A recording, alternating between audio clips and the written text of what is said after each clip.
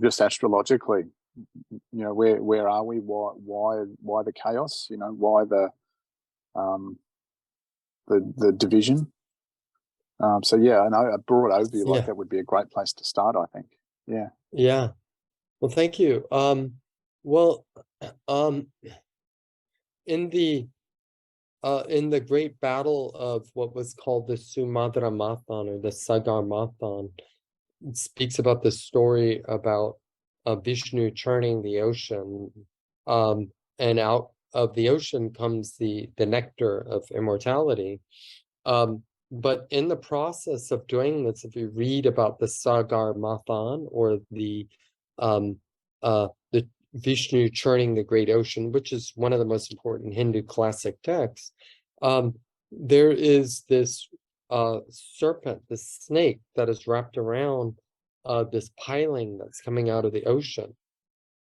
And the good are pulling one side, which are the devas, and the demons are pulling the tail. So this is necessary to have good and bad, because this nectar that came out of the ocean that was created from this was actually creating gods, essentially.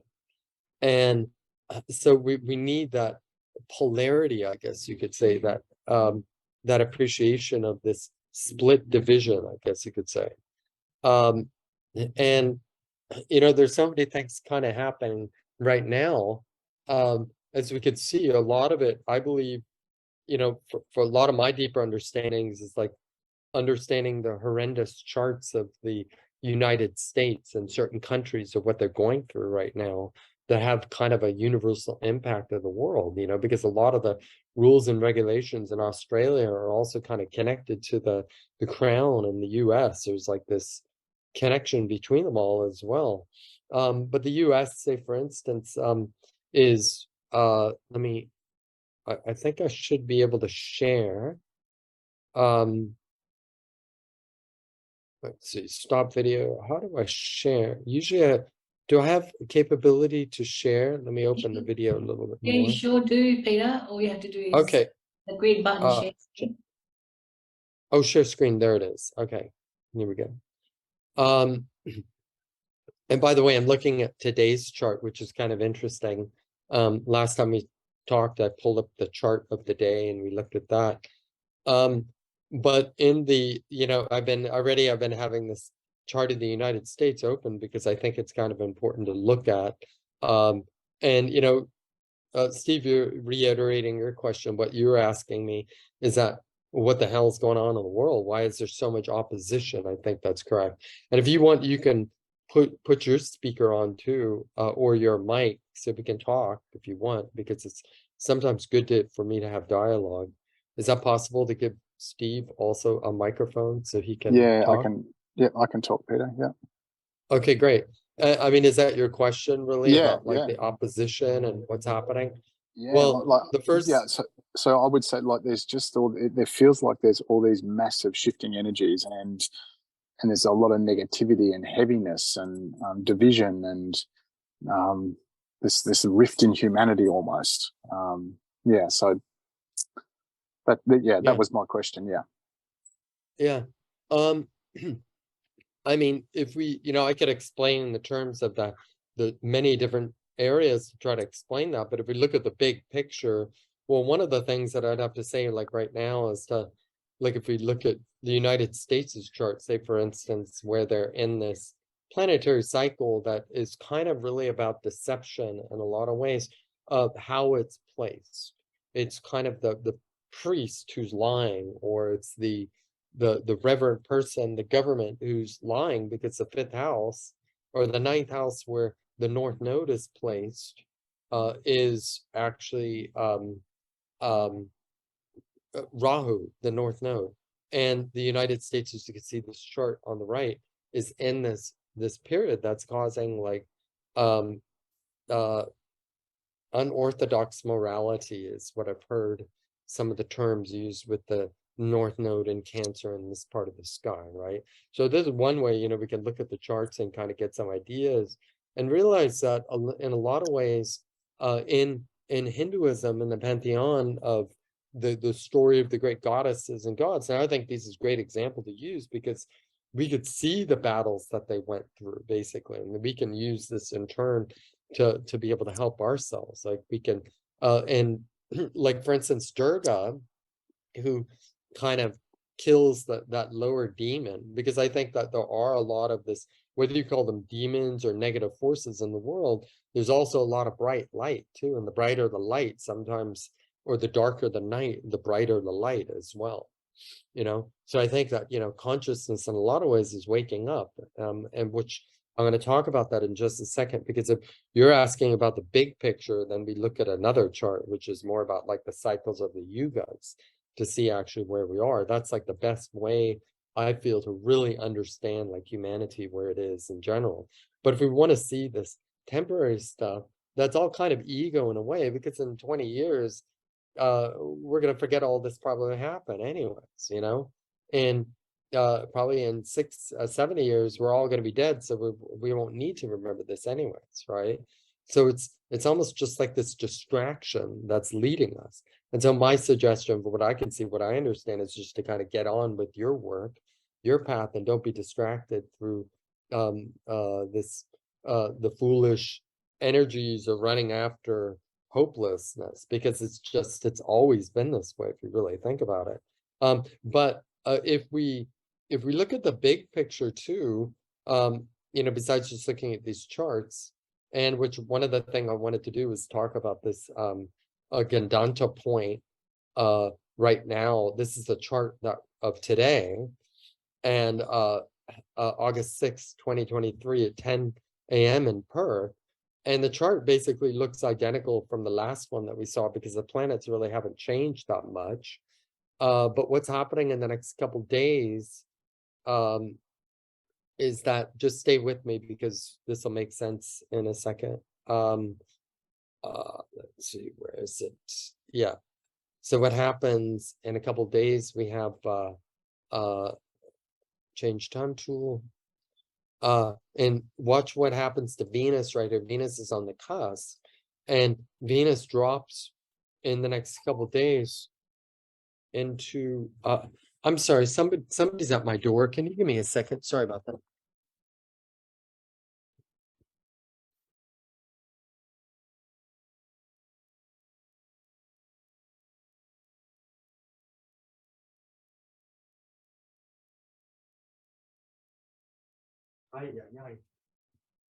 Sorry about that. Hi. House cleaning, wanted to clean my room. So so what's happening right now, like in this temporary period, is that Venus moves from a fire sign to a water sign. And this is called the karmic knot, or the Gandanta point. And when this happens, and it's moving out of the 12th house of spirituality, which is the nature of the 12th house here, and then the 11th house, which is more about the house of materiality, almost in a way. And so Venus is kind of going through this point of, well, do I just kind of let it be a spiritual blessing and let it happen, or am I connected to indications of the 11th house as it goes through this Gandanta point through a fire sign to a water sign, which is called the spiritual karmic knot. So it's like Venus is going retrograde back into the sign of Cancer, which is this water sign, kind of putting out this fire in our lives, or in this area of materiality and our spiritual work, because spiritually we would be okay with whatever's happening. Like, it shouldn't really bother us in some ways. And that's so easy to say, but at the end of the day, when it affects us and our bank accounts and our home and the weirdness that's happening around us, we can kind of understand that more, so we can look at like these little indications of, this is like one of the huge transits of Venus transiting, especially looking at the chart right now. It seems to be kind of a matter between spirituality and materiality, almost, in a way, but this Gandanta point, it's called the karmic knot. And it's almost like when it goes through this part of the sky, it's kind of volatile, because the planet's kind of confused. Venus is confused. And Venus also is considered to be the planet, the teacher of the asaras, the teacher of the demons in a way too. And so when it goes through this point, like what I could say is that because of everything happening in the world, I think that the demons or this negative energy, and I don't really always like to use the term demon, but I could also use like dark energy, confusion, or whatever, is going through this kind of confusion right now.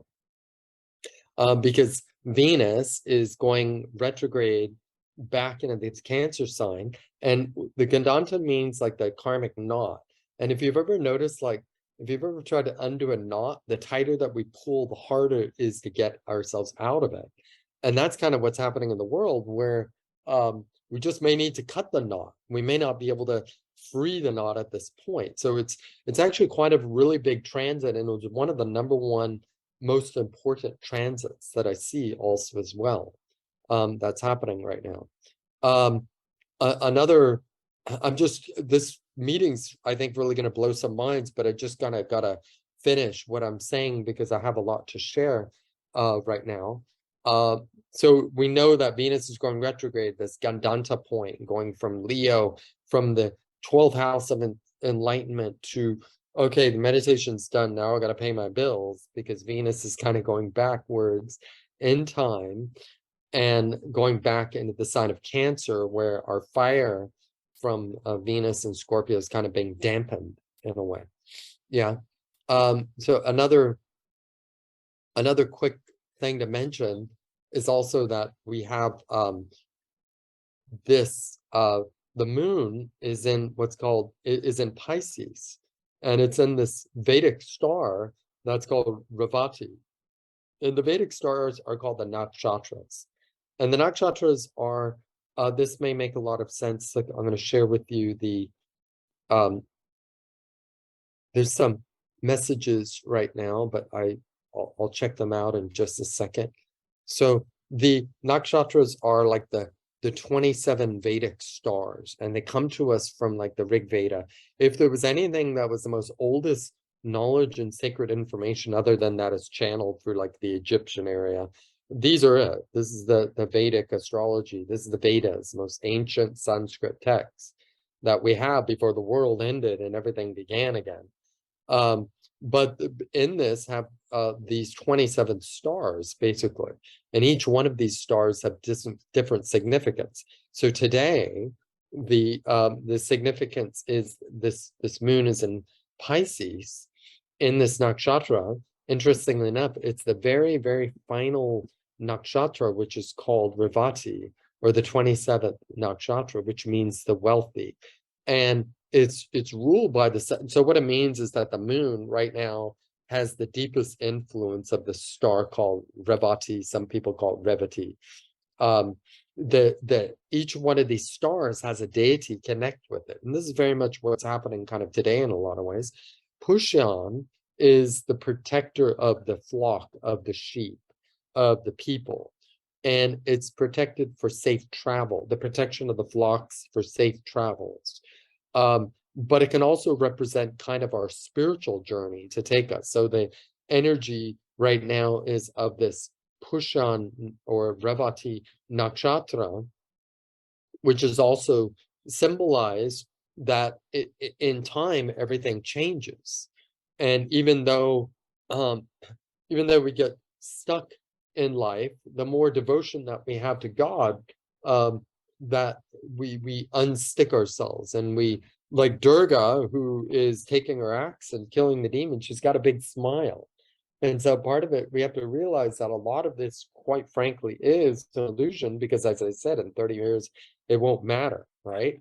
So some of this could be, and I'm not saying, Steve, that you have an ego for asking the question, how dare you are, because I think about it all the time, but sometimes I just feel like giving up, because, in 2 months, everything could be so different that does it really affect us, or does it really matter? And right now, in the way that we're looking at it right now.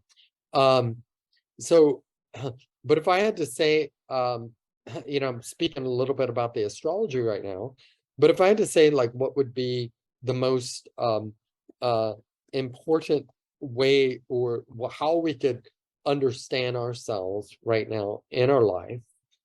This is really the rubber hits the road. I'm so glad we're talking about this, because I've traveled around the world for like 15 years, 16 years, teaching this in India a lot as well, because it's something that I've always been interested in, Vedic astronomy, and I've read the Surya Siddhanta, these astrological texts that have to do with science and high vibrational knowledge and information. And one of the areas that I feel is to look, here's the key, the coin phrase here, is that to actually look at the birth chart of the actual world. Let's look at the damn birth chart of our universe. And how do we do that? I'm going to look at the chats, because people are, oh, thank you so much for all these chats. When will be a general energy, a shift in mindset? Oh, I love that. Aiden, thank you so much. I'm going backwards, looking at the messages. Men need nurturing so they can create man for, oh my God. And so, yes, we're heading in a positive direction. How long to turn around? Well, how I've always looked at that is to look at this next screen. I'm sorry, it's a Google share, but it's really to understand the cycles of global consciousness. So we could see Yukteswar Yogananda's teachers showed that our solar system is moving around the galactic center through the signs. And as it shifts through the different areas in the sky, it creates these what I call the yugas. And there's so many charts to be able to show this. Like, we're now living in the age of, according to Yukteswar, according to some Hare Krishnas, we're right in the middle of the Kali Yuga, and we're all going to die in 1,000 years, But according to Yukteswar, and who was an astrologer, so the astrologers looked at the map to actually of the whole cycle of the universe to see, well, where are we in a sense in the universe? And if we look at we have left the Iron Age, the Kali Age, and we're ascending. It's a 24,000 year ascension cycle and a 24,000 year descension cycle. And it's lined up with the Mayan calendar as well. So all the indications of the Mayan calendar basically have said the exact same thing too as well, in alignment with the Mayan calendar. And here, even though this is just kind of a silly, okay, so this is a good example.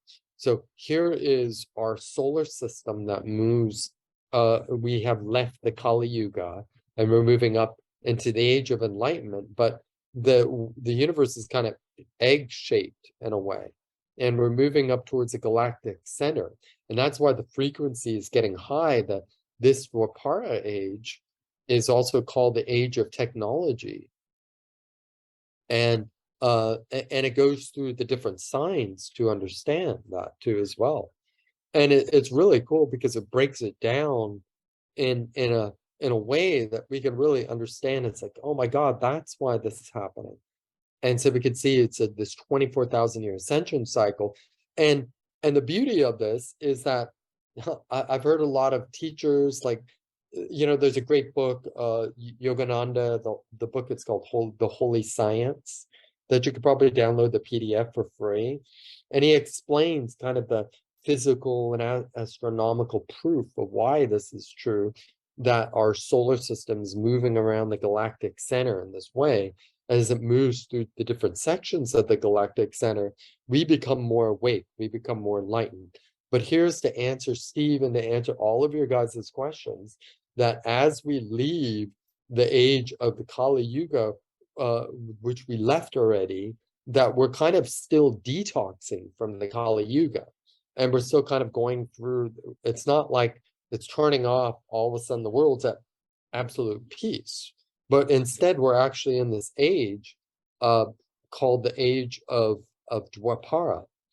And the age of Dwapara is, according to Yogananda's teacher Yukteswar and a lot of other great astrologers, that the age of Dwapara is the electrical age.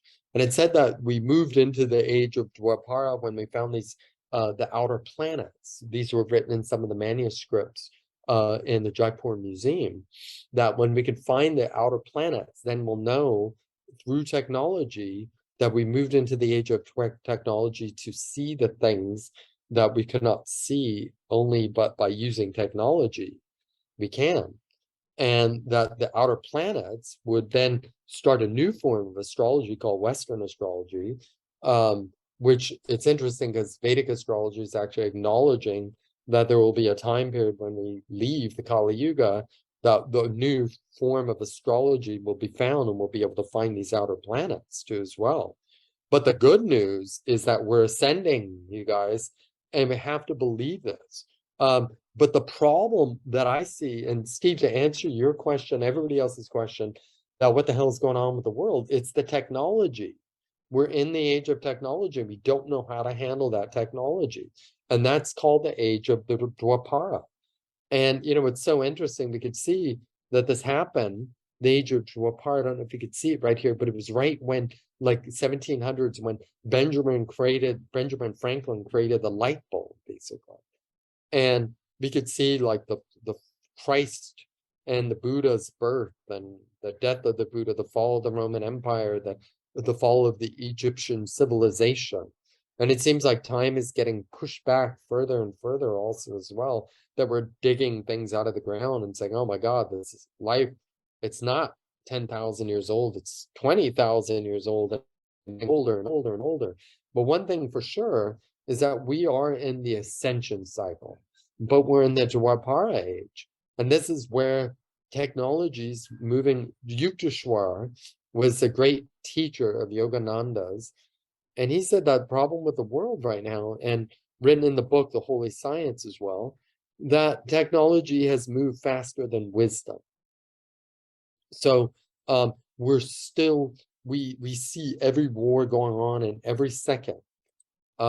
And, you know, in the old times, it would take by the time we got the news that there was an epidemic, it would have been over 20 years ago, 100 years ago. It's like, you know, 100 years ago, there was an epidemic. But the problem is that the fear becomes so contagious, you know, and I wrote a lot about in one of my posts about this, how it's so important for us to kind of connect with our wisdom more than our technology right now, because this is what Yukteswar said, that technology is moving faster than wisdom.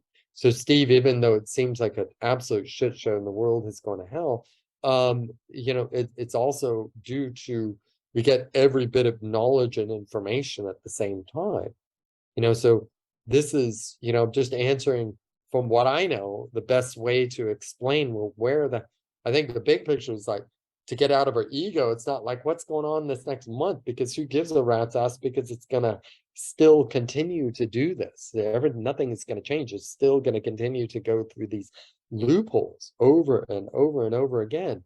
But when we look at these charts and realize that these giant global cycles of the consciousness of humanity, basically, the cycles of consciousness, basically. And here's Yukteswar up there.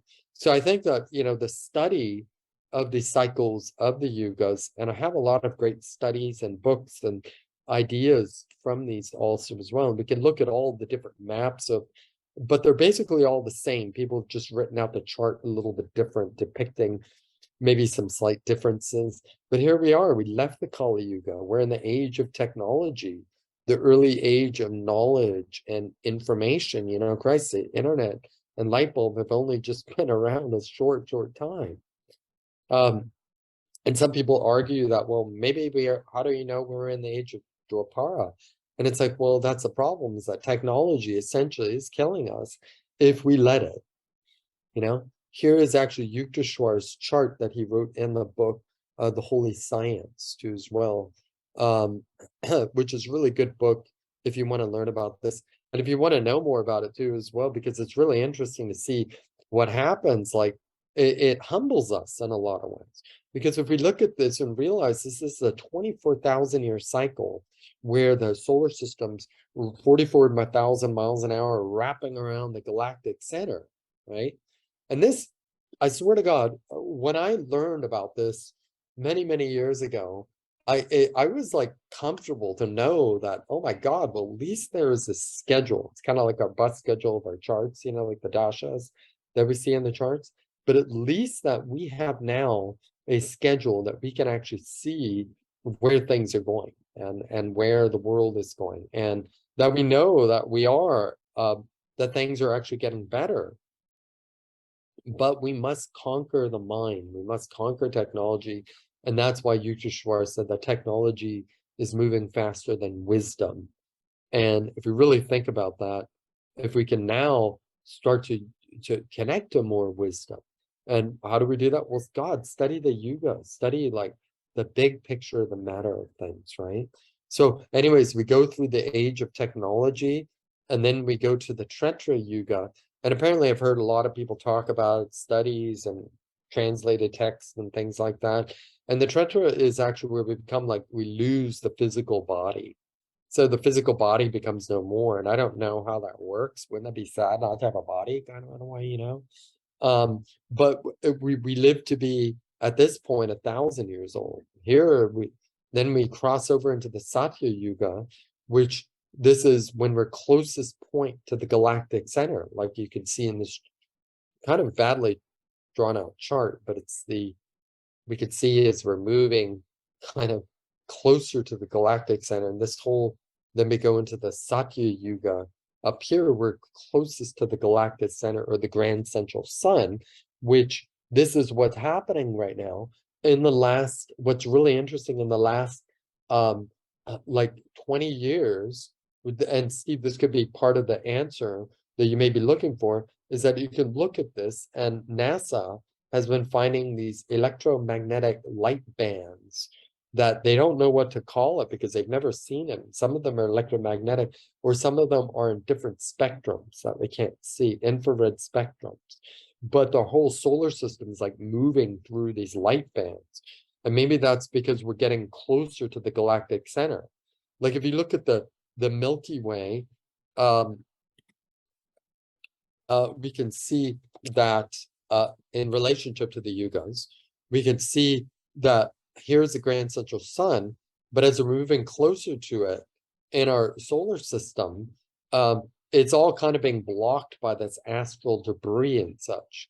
But it's this sort of the light of God, this like light spectrum that is raising our consciousness, and basically, you know, when we go into the Satya Yuga, it's the age of gods. We're gonna, I say we will live to be thousands of years old, you know?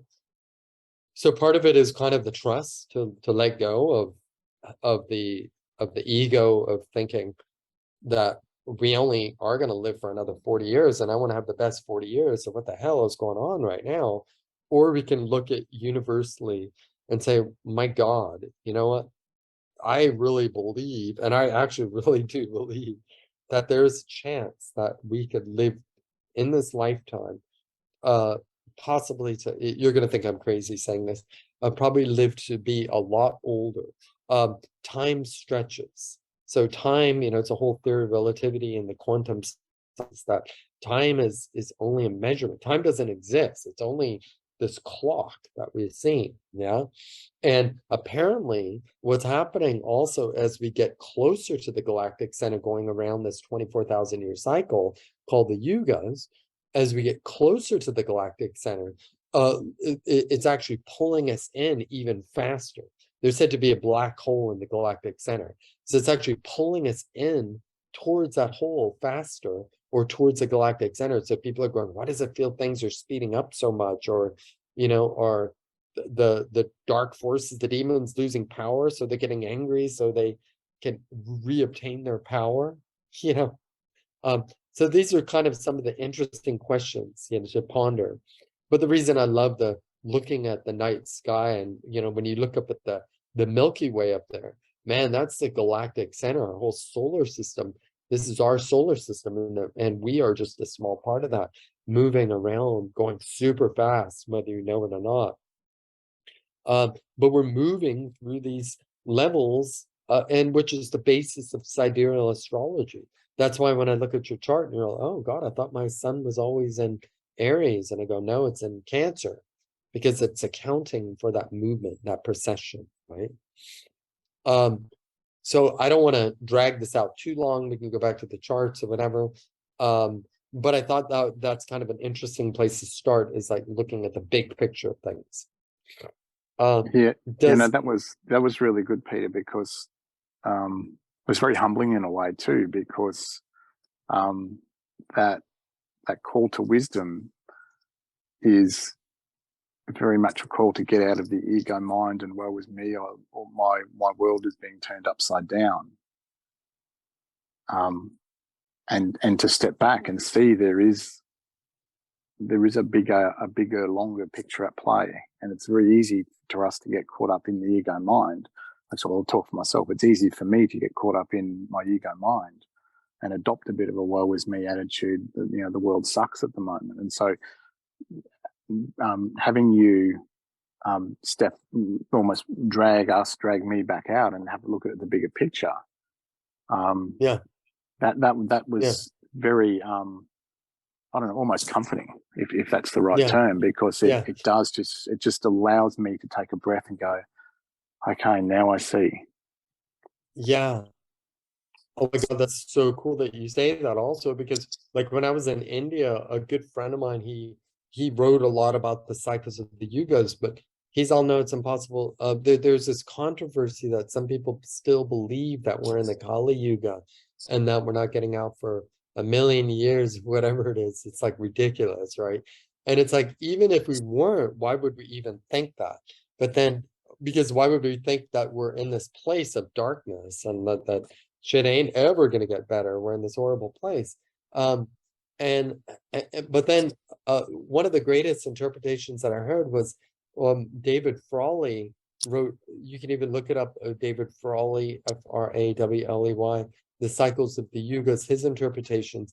He actually believes that, well, we are out of the Kali Yuga, but just like in Hindu astrologies, we could see we go through these sub periods also as well, and they graduate us and burn off the karmas from these sub periods to go to other periods. They call the dasha systems, but we're in this dasha system of the Dwapara, which is the age of technology and knowledge. It's the electrical age, but we're also, apparently from what he's saying, and I've looked at his calculations and I kind of agree with it, that we're, yes, we are in this age of enlightenment. We're also in the like the Jupiter's Saturn period, of the Jupiter Rahu. That's like the sub period of the Kali Yuga. That doesn't last that long, but the big picture is that we're actually out of that darkness. And that's why when I think you read these affirming texts, and it's so strange. It's just, I was given this name Venkateshwara by a woman from Australia named Shakti Durga, who lives, you could check her out. She's really cool. She lives in Sydney and Newcastle. And I've known her many, 20 years ago. I saw her at a music festival, and I got really acquainted with her. I stayed with her and everything, and her ashram, because she's considered Australia's first female guru, and her name is Shakti Durga. So you can look at her YouTubes and her videos. Kim is her real name, but she's so amazing. And so she gave me the name Venkateshwara, and she did it because we were doing a big satsang kind of on a Sunday morning, like what we're doing right now, kind of talking about life and stuff. And she just kind of sat down and said, Vishaka, would you please come up to the stage? And I walked up and she said, I'm feeling the name Venkateshwara coming through. And I'm all, I've never heard of Venkateshwara. Who is that? And she's all, will you take the name? And I say, yes. And so I took the name Venkateshwara without really knowing. So Vishaka Venkateshwara. And Venkateshwara is a form of Vishnu. And this may sound about my ego because I'm talking about myself so much. But when I started to learn more about Venkateshwara, Venkateshwara was the saint from southern India who helped people realize that that we are out of the Kali Yuga. So the energy of Venkateshwara is like, hey, come on, we are done. We graduated out. And that's kind of powerful for me because I think this, I'm speaking with you guys about this right now. Well, guess what? We are out of the bloody Kali Yuga and things are getting good, but we're kind of still detoxing from, it's kind of like I have this cold right now that I got from a friend of mine who I hugged when I saw him and his wife just a few couple days ago. And and so we're kind of detoxing. You know, when we get a cold, it doesn't mean, a lot of times we can look at it, well, maybe it's not so much a cold, but maybe we're all going through some type of purification. You know, have you thought about that?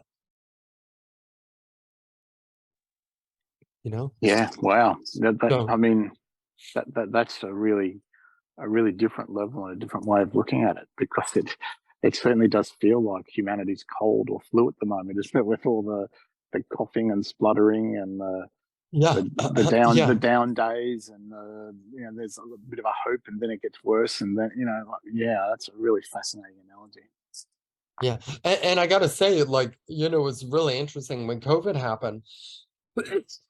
Sorry, I had a lot of clients who asked me, "Where's the best place to live in the world?" Right? And so I've been pulling up the charts of the world for many years. I've been doing this for, like, I don't know, 20 years probably, looking at this charts of the United States and wondering what the hell's going on with these monkeys, like, or what's going on with these countries. And so one of my clients in particular paid me to do like a long study because she was trying to figure out where to move her school. And at the time she was in Bali.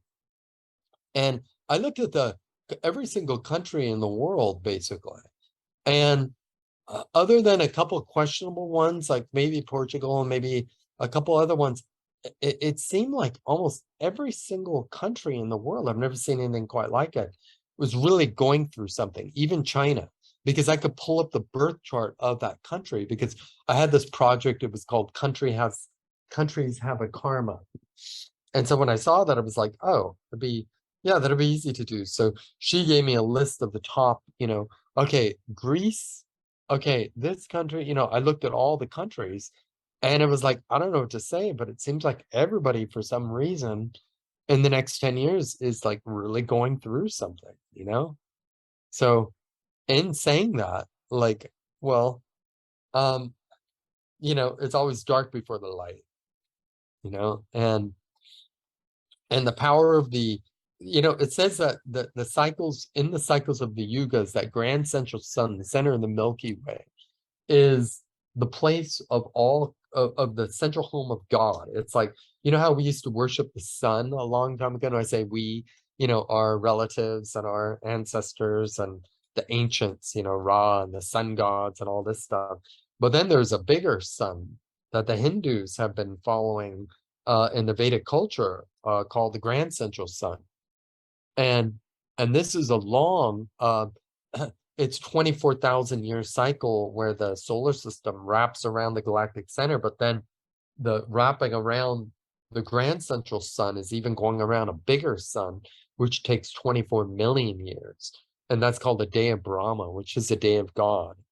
And we can look at the charts, we can look at the people that have studied this and realize that, you know, maybe like all of us should have a lifelong study of understanding the great mystical wisdom behind the cycles and the theories of the yugas, you know, and these time cycles that we like graduate through, that we can realize that, God, man, if you only knew what's going to happen in 10 years, you know, but we're stopping ourselves. I feel like we're blocking ourselves from actually learning this because we're so focused on fear, we're not focusing back on the wisdom of it all. Yeah, that's a yeah. really good point, isn't it? Focusing on the fear, not the wisdom. That's really big. So yeah, and it's almost like we see this a lot because I've been in relationships before where, oh my God, like, you know, whether it was certain karmas we had to work out and argue together, and, you know, one of the, and we realize that we're all human, you know, because ironically enough, you know, I studied with one of my teachers, David Frawley. I don't care if I talk about this because it's so funny, I think, in a lot of ways. And I believe in this lifetime, if you can tell somebody to their face, I think it's okay that you can tell it to anybody else also as well. And that way you're not like gossiping, saying negative things. You're just telling, hey, this is the way that I feel. And if I can tell you in your face, that means I can tell anybody, you know? That keeps us in check, I think. And so one of my teachers, David Frawley, he, you know, I always thought of him as such a great icon, like such a great teacher of the Vedas, Vedic sciences, and Ayurveda, Hindu astrology. He's considered a pundit in India. But I'm in Hawaii and I'm at this tiny little farmer's market where I'm doing, my friend suggested I come there and meet people and do readings and stuff. And this is like, I don't know, 2010, I think it was. And I had a booth there, and the woman right next to my booth was selling sprouts. And she's like, oh yeah, I had a boyfriend who was an astrologer, a really well-known astrologer. And I'm thinking, you know, a million Western astrologers, so what? And I'm all, where do you live? She's all, oh, Santa Fe, that's where I live. And I'm, oh, what was his name? She's all, David. And I'm all, David Frawley? Are you kidding? And because he was like, you know, he's written 30 books on all these sciences and everything. And then I meet this lady, and the reason why I'm saying this, you guys, is because I meet this lady at this market, like in the middle of nowhere, like on the most remote part of the world, basically, the big island of Hawaii, in the most remote part of that island. And she used to date David. And what she told me is that David had so much drama, you know, and that even though none of us are kind of immune to it, some of us have to go through this. David had drama where he was always arguing, and they were always like fighting with each other and such. But, you know, part of it is that maybe the idea here is that maybe it's actually that's the demon's power, that's that darkness power, the negative power, is to distract us. And if we look at all the Buddhist texts and everything, like the Siddhartha, and the book that you know, there's a lot of books and things like that, but I feel like the best indication I tell a lot of my clients is to watch the movie The Little Buddha, because it talks about it's by Keanu Reeves. He's actually in it. Oh my God, it's the best movie. And it talks about these 10 stages that the Buddha is moving to get to enlightenment, but he's being distracted. And maybe that's what's happening right now. We're all being distracted.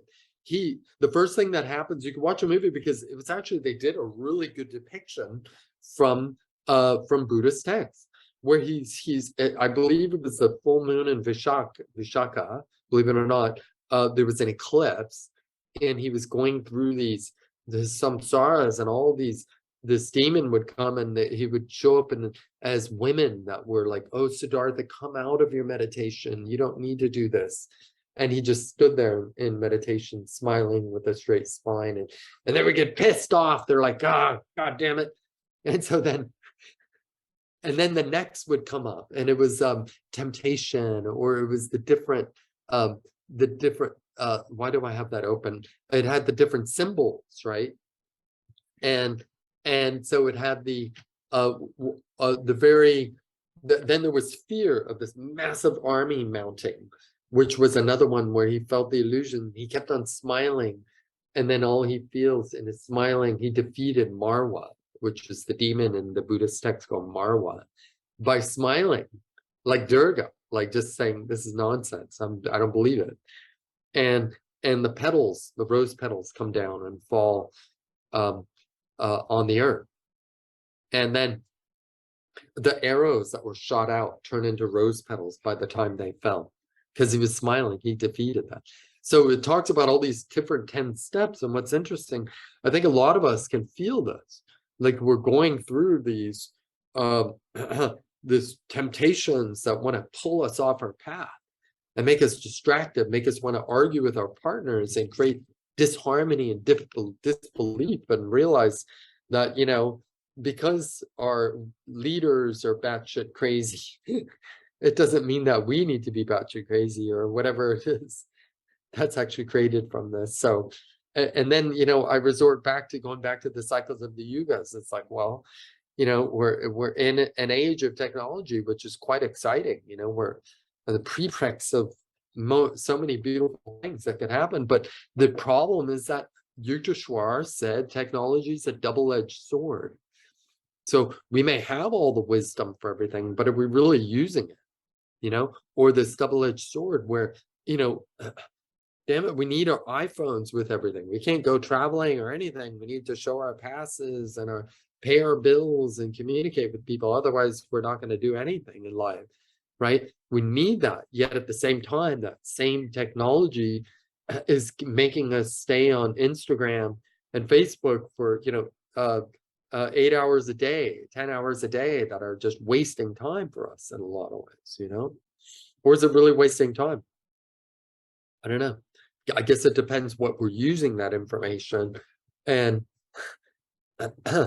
so it's kind of also as well, I understand that the Chinese they're kind of laughing at a lot of the Westerners because, they made TikTok, but they use TikTok like as an educational tool for like school, for learning and things. But then they see these videos of like people that are like,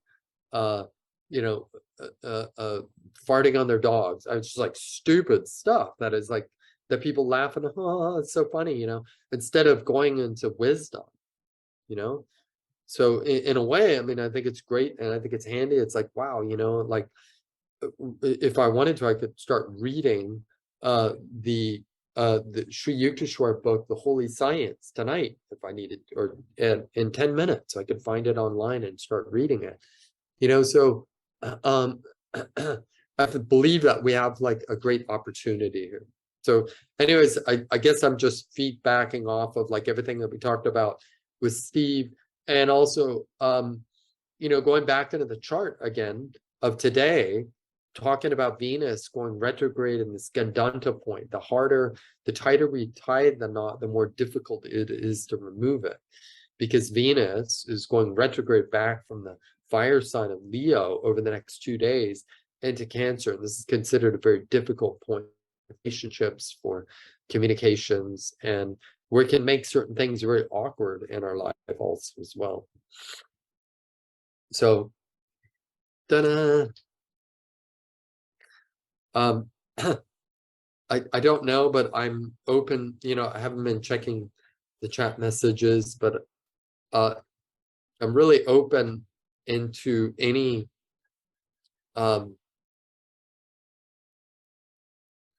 somebody says, what is the yuga? Well, the yugas are these in Vedic astronomy, are these different cycles that we go through in life. They're 100, and it's basically our solar system that moves through the sky, and there are these. It's a 24,000 year cycle basically, and it goes up. There's a 12,000 year ascension cycle. This is the birth of Christ and the death of Christ and the Buddha, right in the middle of the Kali Yuga. Here's where we are, Dwapara. And so this is a 12,000 year cycle of ascension cycle. So we're actually in the ascension cycle, which is good. And then there's the descension cycle. And they say like the Great War, the Mahabharata, started towards Krishna left the earth by the time the Dwapara age started. And we can see this. So we can look at like Vedic astronomers and mathematicians have actually like listed like events that have taken place also as well, through the different ages, right? We can see even like in the Sri Yukteswar right here, the different things that happen. So they are these different cycles where our solar system is actually moving around the galactic center. And we go through these different ages. So they're 24,000 year cycles. Because somebody just asked, and I don't know if they were here earlier, but there's great writings on this too as well, and understanding, but it's almost like the pulse of the universe. It's the big picture of where we are.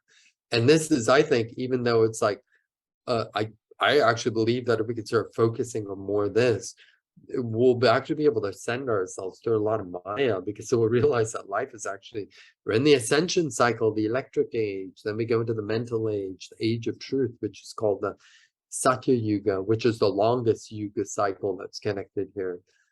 And so this was the last cycle, but this keeps on repeating over and over. Every 24,000 years, we go through these cycles, the world ends.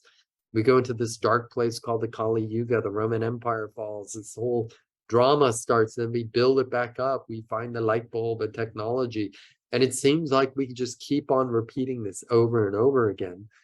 And as we learn the lessons, and as we get deeper into consciousness and such. And as I was saying also, that it aligns with the sunstone, or the stone of the Mayan calendar actually aligns to like almost verbatim with the Hindu Yuga calendar, which is quite interesting also as well.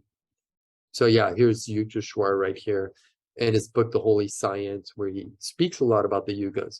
And I think this is great because it can help us remove any darkness in our subconscious fears that is so deep that we don't even know where it came from. You know, some scars are like these karmic blueprints that get stuck in the body, and we don't really know where they come from. So, you know, it's not that I just want to pull up these these charts here and use this as an excuse to say don't worry about it, because I know that these things are pressing, and that we know that we need to be grounded in reality also as well. Yet I also realize that, and especially by looking at today's chart, that we need to balance our world of materialistic pursuits with our spiritual dharma. But we also need to protect ourselves. And part of the protection that isn't seen, that I've seen, is through a lot of these books and you know, fears of videos that people are releasing about the end of the world, and a lot of fear-based projections, you know, because apparently, according to the cycles of the yugas, things are getting good. So and there's so many different interpretations of the yugas, and I'm sorry to just use this Gmail search also as well, you know. So and then I hope that helps you to understand a little bit about the cycles of the yugas. There's so many great resources and videos. I think one of the best ones, it's by Graham Hancock. It's oh god, what's it called? It's actually written by the Yogananda community about he writes a lot about the cycles of the yugas, and the book is called oh god, it's an older movie that came out probably like maybe 20 years ago, and it speaks about what's called precession, that everything's like moving through the sky, and that how come we don't have a system to see, well, does this really affect us? Because we're not really interested in that. You know, we just want to take a pill and be better in a half an hour. We don't really want to look at the bigger picture in time, you know. So anyways, yeah, thanks, Peter. That was really good. Yeah. So being selfish, is there anything in the charts for the next week, or I don't know, month, that that we need to be or that would be advantageous for us? I know that's very ego-based kind of question. No. Okay, no, but it's actually true, because people want to know, and it's like, but if we look at the big picture of things, and that's kind of, I guess, what we're talking about as well. But let me pull up the chart right now, because I think last time we talked about it, and of course, you know, we spoke about Saturn's confusion is what I would call it. Saturn's retrogression, which makes us, you know, in an area in our life that we're trying to respond to something that happened in the past, that we're trying to reach back with some unfinished business in our life right now. And excuse me, let me pull up the birth chart right here. 1 second. Right here, the Parashara.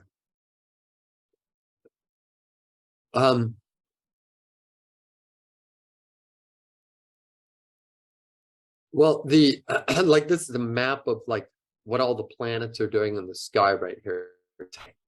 And you know, I spotted out, you know, I was speaking a lot about earlier, you know, and you're asking in the next couple of weeks what we can do to help us or ourselves. But today it's called like the Muhurta. So a lot of times we want to find out like what's going on, is that, you know, if the moon is in Pisces and it's in this nakshatra called Revati, this is the very final nakshatra.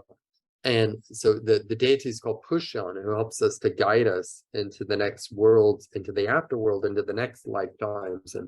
But Pushan's also considered like the higher guide of the kind of our spiritual flock, our guidance, our spiritual guidance in a lot of ways, that guides us to, you know, for travel, and love for animals also as well, as seen through this deity called Pushyan as well. So anyways, part of that, I believe that this nakshatra is also about the guidance, like the spiritual guidance that, you know, a lot of people I don't think are praying enough because we're busy, but this is an excellent time, I think, to pray for these higher sources of guidance to protect us and to bring us into clarity also as well. And I'm just kind of speaking about the moon, because even though the moon will only be here for another day in this nakshatra, it changes, but we look at the muhurta and what this chart means. So it can make sense that we, in our relationships, that we cultivate spiritual relationships and our partnerships that give us more optimism and hope as well in the future. So that's the Shakti of Pushyan. So it's just pray more, ask and you shall receive. Venus is retrograding right now. Again, don't take anything personal. There could be some loss, maybe. Now it depends, because everybody has different ascendants and everybody has different Venus placements.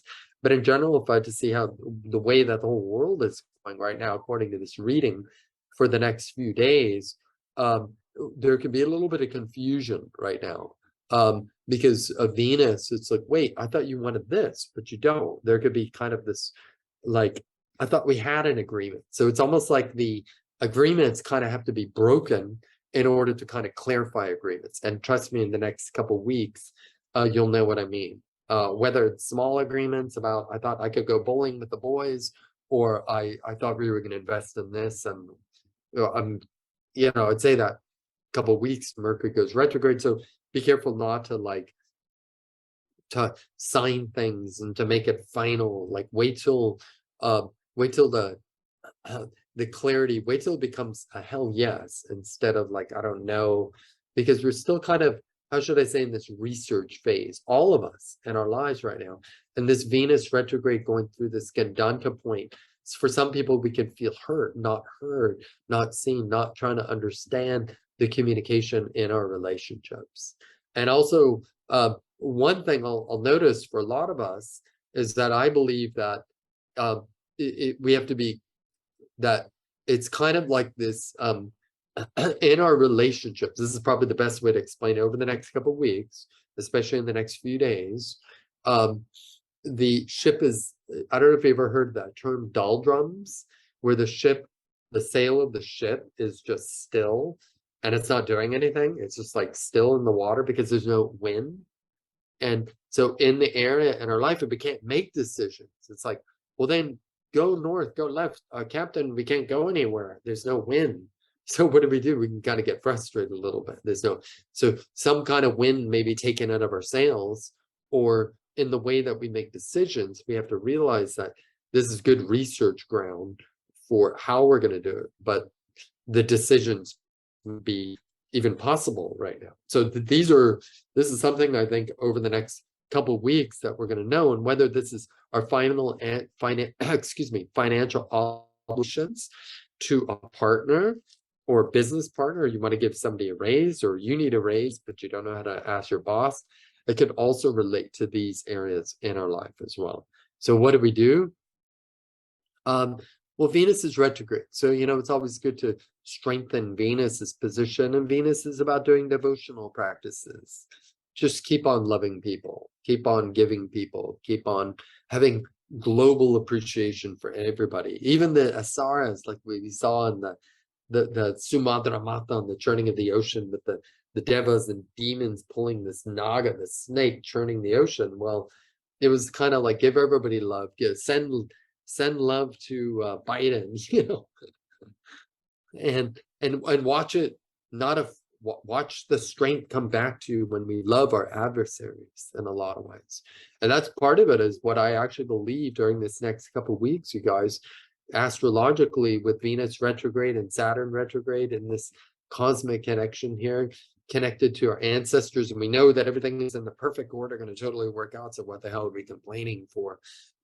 We don't buy into the dramas, essentially, which is kind of like what we've been speaking a little bit about, the cycles of the yugas. It's like, let's focus on the big picture, But what happens in the next, especially few days, I think, is that we may not be able to come to agreements financially. And I think some of you guys may not understand that at all, but watch what happens over the next couple of weeks. And again, we don't use the astrology as like, look into the crystal ball, Vishaka, tell me like what's happening. But we want to use it to help increase the wisdom of things, you know? This is everything we're speaking about. It's like, if I had to really have my way about it, I would say, take your cell phone after this meeting and throw it as far as you can into the ocean, you know, and watch your life get better. But we can't, because it's a double-edged sword. We need technology. How are we going to pay our bills, get home? And then, you know, it's like we become so linked to technology that we can't make any changes in this area. So what else do we do now? Well, you know, the Lagna Lord is Mercury, which is the most important planet in this chart here of today. And Mercury is the ruler of this part of the sky. And Mercury is in the 12th house. And there's an old saying that ignorance is bliss, but sometimes knowledge may be able to get us profound information. So the ruler of this part of the sky is in the 12th house of enlightenment, and it's about studying spiritual knowledge, about actually getting a book, reading it, get this book on the holy science, learn about the yugas, learn about your relationships, you know, whatever it is that you can do, you will find it if we study it now. Like, and the way that I look at this chart also as well is that if Mercury's in Leo, that the way that things are changing, we go to the school in the next couple of weeks, the classroom, the school, whatever it is that we're studying, that we're learning in life, but then all of a sudden we happen to walk into the wrong office. We're in the architecture office, but we thought that we were in the cooking class. But you stay in there and you realize, wow, this is really interesting. I think I'm going to take this. But then you walk into the cooking class and it ends up accidentally being the astronomy class. And you're like, wow. So I learned from these experiences, from these lessons also as well. And this is something that I feel that is very strong, that is happening right now over the next couple of weeks, that we may not really know what the big picture is until we actually cross that bridge and get there. So we got to have a lot of trust, protection, devotion, and knowing that we may not come into a financial agreement with a partner right now, but we should never force anything, is what I would say. And that's the highest wisdom that I could give. Like, don't try to force anything. If it's a no, let it be a no until it becomes a hell yes. So that's Venus retrograde in this Gandanta point, in this point of the sky where it's also moving back from Leo over the next couple of days into Cancer. Yeah, wonderful. Thanks, Peter. That was, yeah. I guess it's a challenge for everyone, isn't it, to send love to our adversary? You know, gee, let's all send love to Dan Andrews. So that's a real challenge to our ego, or to Roger Cook, or you know, that's really fascinating how each of us deals with that that notion over the next couple of weeks. So I really thank you so much for your wisdom on that, in with the bigger picture, but also the smaller things, right? The Venus going retrograde and the things to look out for over the next couple of weeks, and for us to, like you said, to use it as a tool to gain wisdom. You know, it's about that discernment as well. And so I think your education here is, you know, is an invaluable step in us doing that. So thank you very much for your time. I will ask, has anyone got any specific questions you'd like to put in the chat? I know Warren did place a question in there, saying, so it's a time to stop. He was asking that. So it is. Yeah, so it's a time to stop, as in over the next couple of weeks. Oh, it's a time to stop this meeting? I'm sorry, I didn't understand. No. I think he was referring to a time to slow down and go within to discover that wisdom. Yeah, so he said a time to stop in terms of stillness. Yeah. Oh, yeah. I actually believe that. Well. Also, like what I was saying, like it's kind of the perfect time to take a class, but then you don't learn from that actual class, but you learn from the omens on the way to the class to learn something else that you've been waiting for your. It's almost like the mistakes are kind of high now in the next couple of weeks to learn things like, and I see this with a lot of people. There could be a lot of kind of little nuances of confusion and such, but we have to learn, even though somebody pisses you off, that, you know, it's some of these political figures and people that we speak to, at least that they're really dumb and blatant and open about it, because if they weren't, they would be like little sly foxes in their holes, and they would play your side of the story, you know what I mean? But they wouldn't say anything. Does that make any sense? Like, they would be kind of deceptive in a way. So it's kind of refreshing to know that that we see people's true colors right now also as well.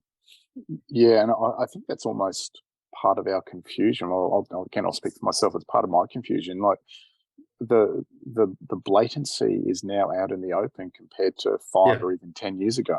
And it's like, hang on, you can't be serious. Like you can't be serious getting up and saying and doing that. It's hidden, not even hidden in plain sight. And I think that's really confusing. Yeah.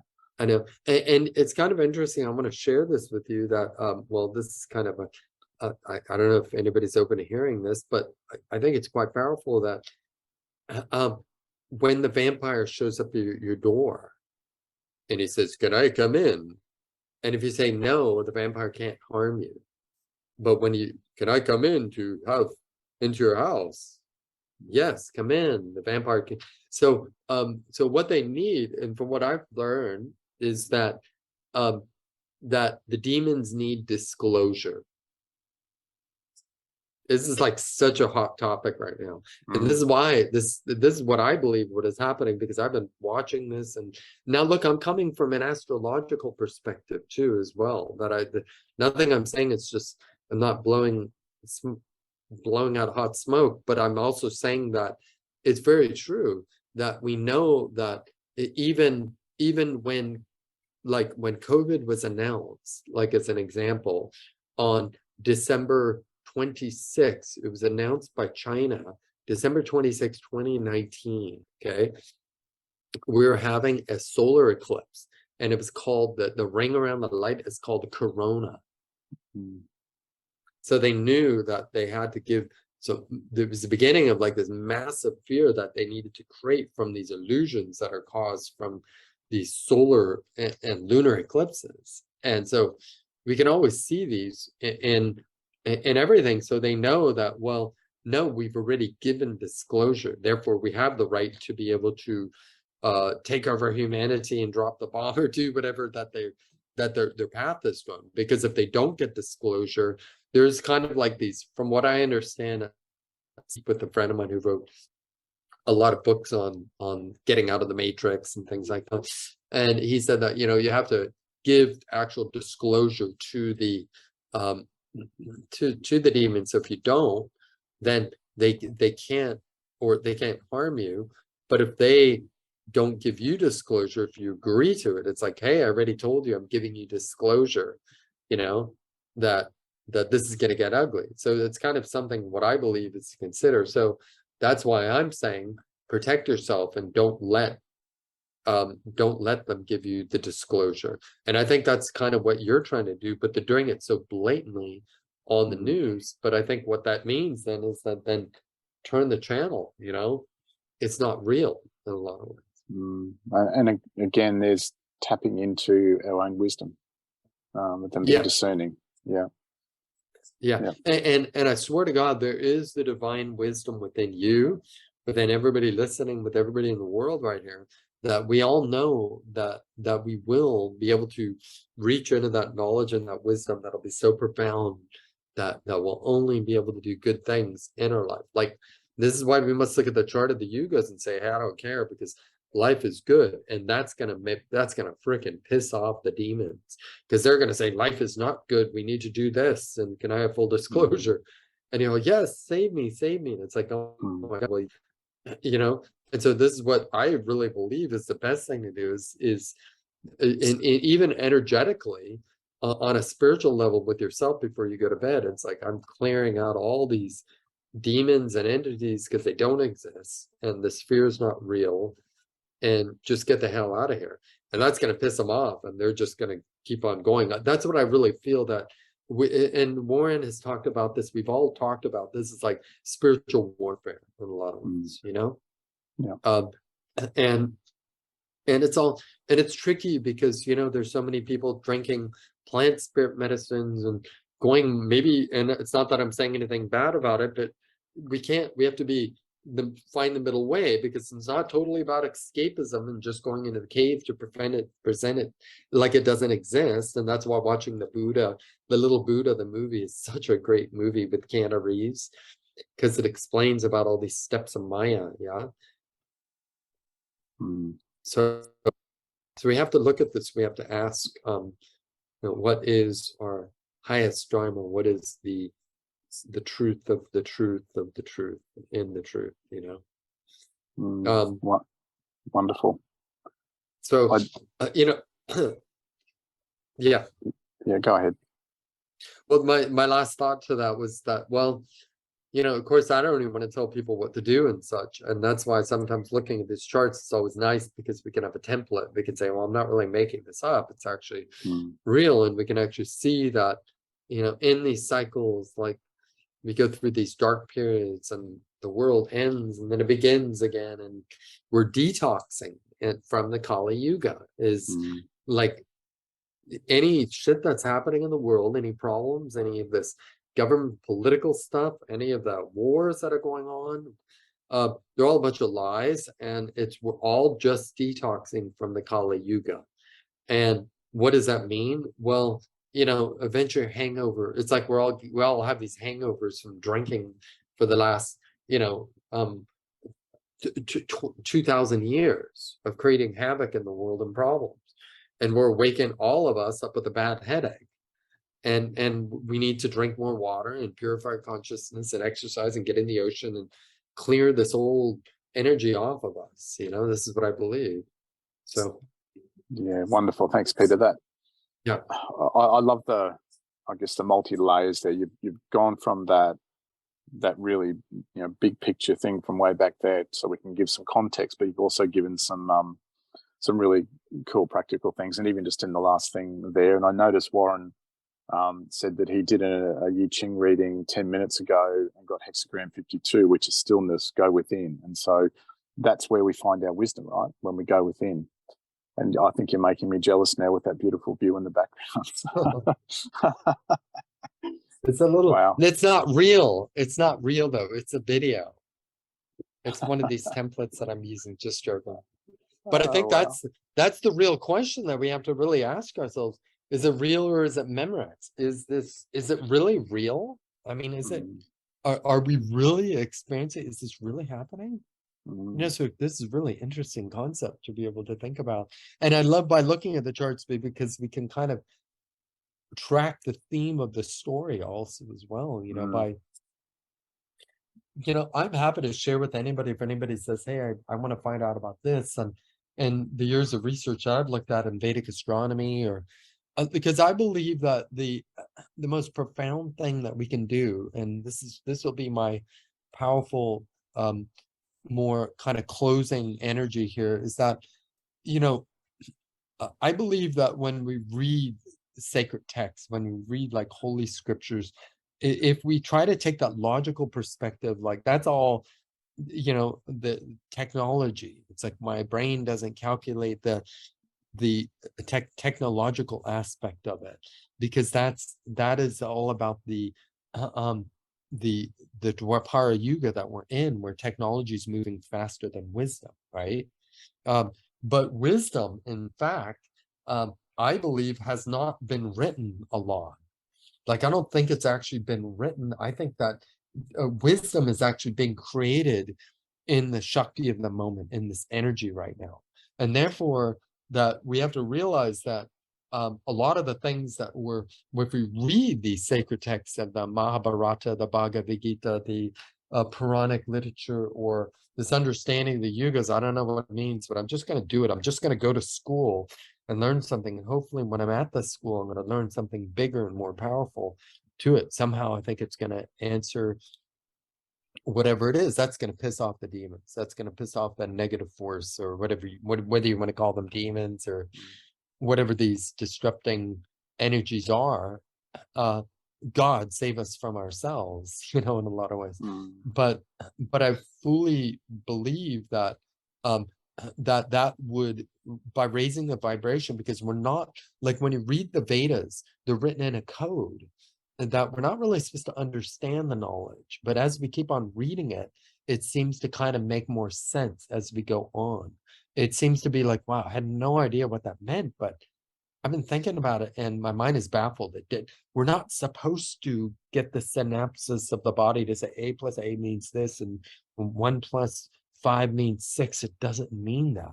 And that's why I think all of us need to just go on a tangent and start reading like sacred texts that are so deep that we don't understand what it means. But if I read it later on in the night in my subconscious, it may start to make more sense, or it may guide me to where I need to go, or it's going to piss off some demons and they're just going to get the hell out of your house.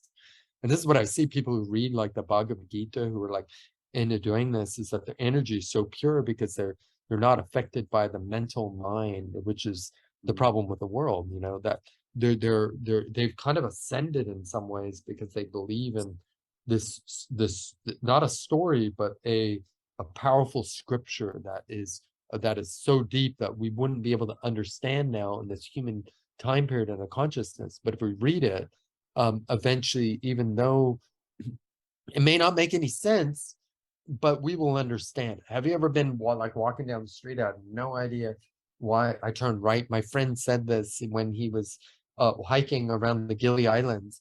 And he said, I don't know why I was going to the gym, but I made a right and I never go right. I don't know what happened. And sure enough, my wife called me 2 minutes later and said this giant tree fell on this guy. And I would have been on it. It would have totally killed me. But somehow I knew that I wasn't supposed to do it. And this just happened like a week ago. And the guy's, God bless him, he's in the hospital right now.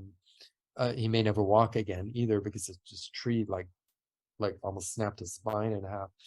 But then, we get these premonitions. I don't know why I did that. I don't know why I'm going to read this, or why I'm going to study something so beautiful. And of course, we don't want to go down the negative path and study like voodoo, or, keep it about the light, keep it about the studies that have been studied of traditional teachings of not, the gurus who do bad things, but the wisdom teachers that came onto this planet to bring gifts to people. When we start respecting this energy, I think this can be like a protective shield with us, and this can help to strengthen our wisdom, which is not technology. So sometimes this also means that doing things in your life, it's like, I don't know why I'm doing this, and make no sense in the technological form, but in the wisdom form, it makes all the sense in the world. It's like Einstein, had his Mercury in his chart was debilitated in Pisces. He couldn't tie his shoelaces. He couldn't ride a bicycle. He needed training wheels for his bicycle. He barely graduated college. He cheated to get into these tests where he could write, where he could go into the higher parts of that. And that's more the Jupiter influence, That's more the higher, more spiritual place, more spiritual connection. So that's what he did, even though his Mercury was debilitated and he couldn't figure out anything. And I've talked to a lot of my clients who have that. They're not so interested in technology. They're more interested in knowledge and wisdom, So the more knowledge, and not everybody's geared up for this, but in some area in your life, everybody that's listening right now, if you could bring more knowledge into the area in your life and less technology, we may be balancing what we talked about. As the problem with the world is that technology is faster than wisdom. So we may create this sort of eloquent spiritual advancement in our life. And the dark forces are just going to say, I'm out of here. These guys are too good. I'm out of here. I swear to God, it's going to happen. Because it's actually where we're going. We're going into the age of Dwapara. So that's why these charts are useful. We can see in about 8,000 years, we'll be closer to the galactic sun. So we move into this new age of the gods, and Dwapara, where we live forever. So. Yeah, it's a good it's a good task for everyone, Peter. And I would say, let your wisdom guide you to what the most appropriate spiritual ancient text is to learn from. Whether it is the Bhagavad Gita or is it the Keys of Enoch or what is it? So I would let your wisdom guide you to, to what that is and to do the study.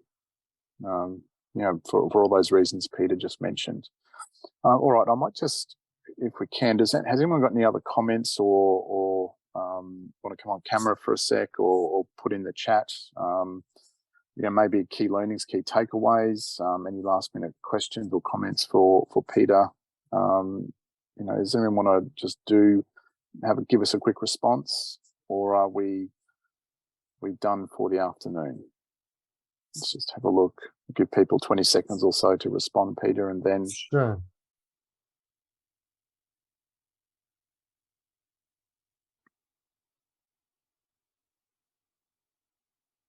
And if you wouldn't mind, I think it's also important to acknowledge this time and the space and to have sacred openings and sacred closures, for everything in our life, that, our life is too short to not take it as serious as it, or to be too serious about things. Element of something sacred into this as well, a blessing, thank you for this time that we have together. So I don't think anybody wrote anything. Did anybody No, write it doesn't look like it. No, okay. I can't see anything. Yeah. All right. Miko's just said thank you. Just letting it all sink in. Yeah. Thanks, thank Miko. You guys. Elle has said thanks. Suzanne, go ahead.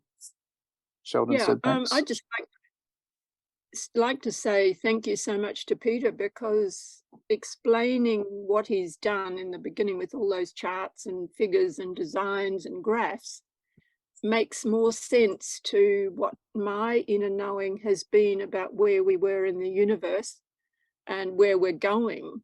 Because I think sometimes your inner knowing, you can't actually explain in words or pictures to anybody.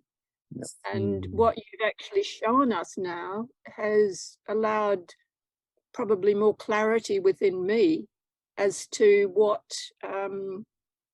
I have been feeling for a very long time. So I would like to thank you so much for your wisdom and for creating in us an inner urge to keep going, to keep doing what we all know we need to be doing.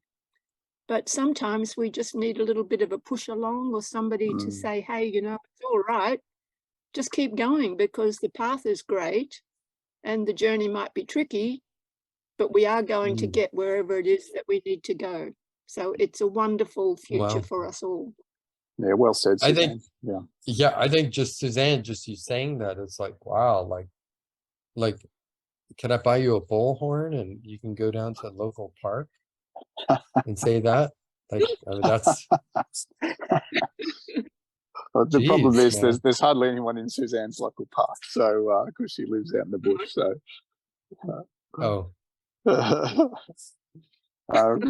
thanks, Suzanne. To the cat. Yeah. So Sheldon has also said thanks. Christina said thank you, Peter. It's been a really interesting session, much appreciated. So if there are no other comments or any bits of feedback, Peter, we might bring that session to a close. And thank you very much. To reiterate what Suzanne said, the wisdom that you shared has allowed us to look at and open up to and be open, I guess, to our own wisdom. At this time. So thank you very much.